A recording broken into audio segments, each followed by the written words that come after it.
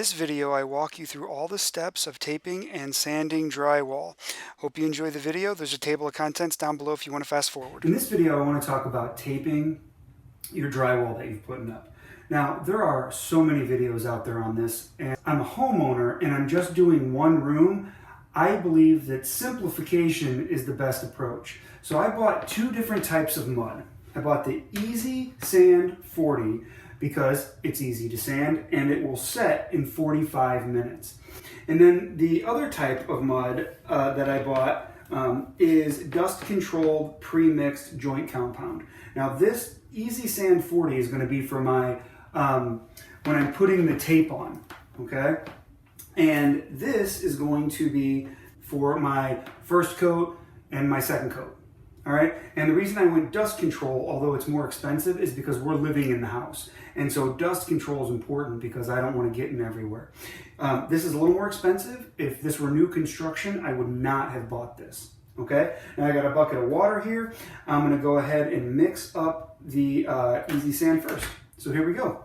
I'm going to mix about half of this. Now, according to the directions, for one bag, it takes about 5 to 6 quarts of water to mix. Half the bag here, roughly, mix it into the right consistency. Not afraid to add a little bit of water to it. Now, when you're pouring this stuff out, you should really wear a mask. I highly recommend it.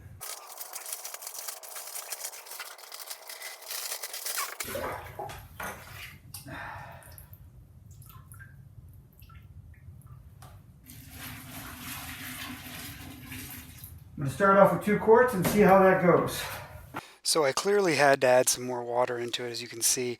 There's probably no reason for me to try to be so precise. It's more of a feel thing after all. You just want to know the consistency of that.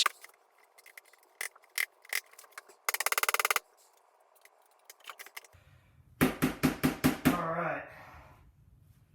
This consistency looks really good. And I'm going to use drywall tape here, okay? I'm not going to use the mesh for this part. I'm just going to use basic drywall tape, which is pretty straightforward. We'll go ahead and get set up and we'll get ready to start mudding. All right, so I'm going to come over here, put this trowel in here, add a little bit of mud to it. All right, and I can always come back for some more if I need it. Try, whenever possible, to keep it off your skin. At least that's what they recommend. So try that. Keep your tools as clean as possible and wash them off whenever you're not using them. All right, so to keep all the mud off them consistently. So now, believe it or not, we're ready to start mudding. Okay, so here we go. So I have my mud, and what I'm going to do is I'm going to come here, I'm going to put it down, scrape it,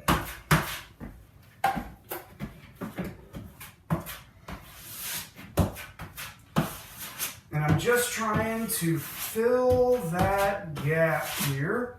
I found the putting on the first piece of tape a little nerve-wracking. I really didn't want to mess up my drywall. So I'm just laying down the mud and dragging it across.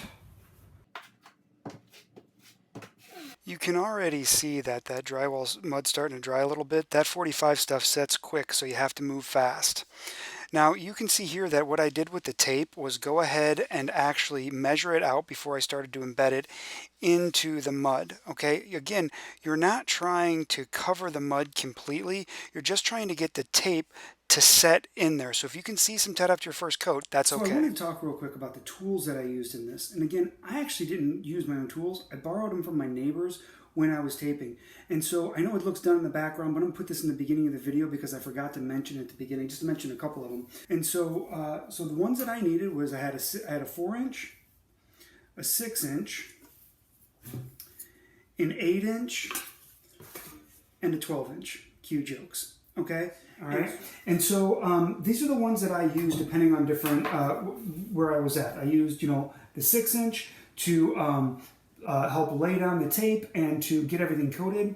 The first one, then I came back with the 8-inch, and then I went to the 12. Okay. I used the 4 for the corners, and I kind of regret that a little bit. I'll talk about that a little bit in the video. My neighbor happened to have one of these. Now, I'd watched a bunch of YouTube videos, and the pros were bashing these things, kind of left and right. But I gotta tell you, I started using them towards the end, and I'll mention how I kind of started to do the corners. I thought this was a super useful tool, and it made for a little more sanding at the end. But honestly, I thought that I really regret not using this more.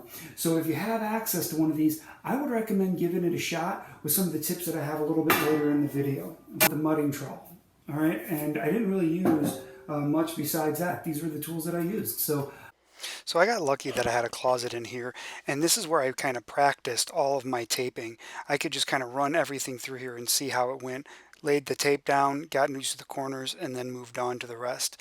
Now, one of the things that I did start doing that's not in the video was when I was laying my tape down, I was starting to wet it first. So I was actually running it through some clean water here and then putting it up there and just kind of soaking it out on some of them. Okay, on these really long runs, since I don't have stilts or anything fancy like that, I would just be patient, take it up one at a time, and bring it up there to make sure that it looks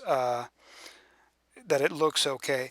Now, unfortunately, when I was doing some of my putting the tape down in the corners and on the wall here, I didn't hit record on my video, and so I feel bad. But I still have all the steps, just not all the steps at every single place. Okay.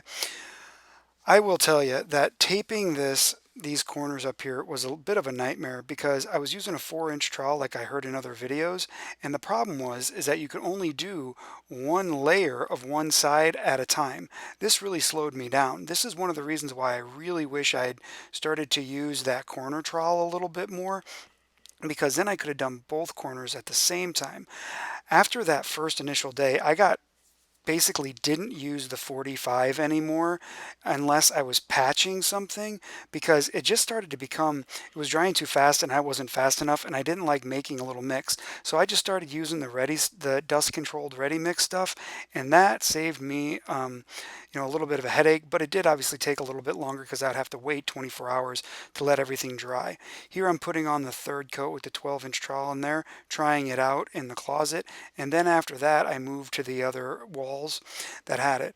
I'm really happy with the way that I ended up drywalling all of this.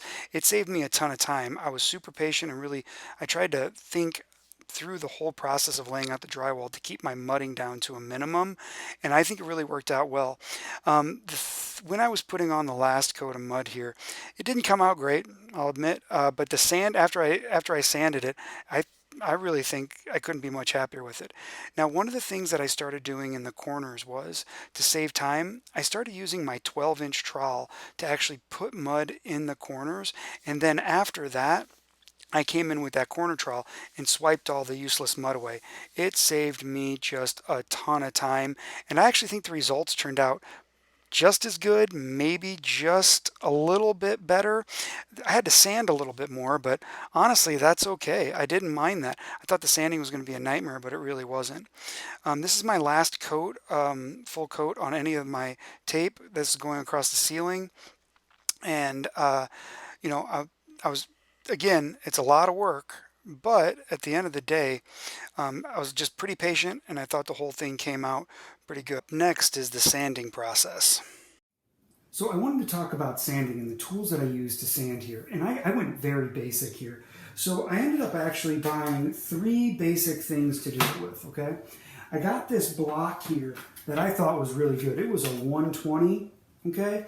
I bought a 2-pack for this room, and there's probably a little bit left on here, but I definitely needed 2 to do these. These are for the corners, and because they're 120 grit, I use them on some of my little bit less than ideal taping scenarios, and I thought they were great. I'd actually bought some 150 grit sandpaper that attached to a sanding block like this, okay? I found that I didn't use it very much because this block just kind of took care of everything. It's perfect for the corners, and it just fit real well into my hand. I thought it was great, okay? I didn't need the 150.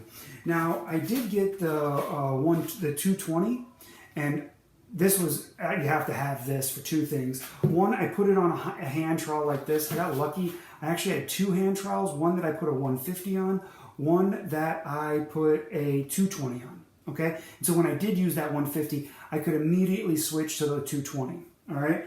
And so those were basically, those were the tools that I used for my, just connected directly to my hand. The other one that is absolutely, I think, essential, it's going to save your elbows, it's going to, your forearms aren't going to be nearly as tired, is this right here. I actually already owned this. This is what I use to sand my deck when I need to repaint it. And this is just a cheapo that I bought over at Menards or Home Depot or something. And it worked great for the ceilings. I had an attachment here that I already owned. I did the ceilings. I just attached the paper to here. And then I ended up doing like most everything because it's just so much faster. The reach is great. I thought this is really needed. Now, I've heard some of the purists, like I've talked about before, some of the pros talk about never buy a plastic one. And I think that's probably true for the professionals. But if you're doing a room, they're like 40 or 50 bucks. This was really cheap. I can't even remember how much this was. I would highly, this is going to work great for you. It had plenty of flexibility. I could use it great.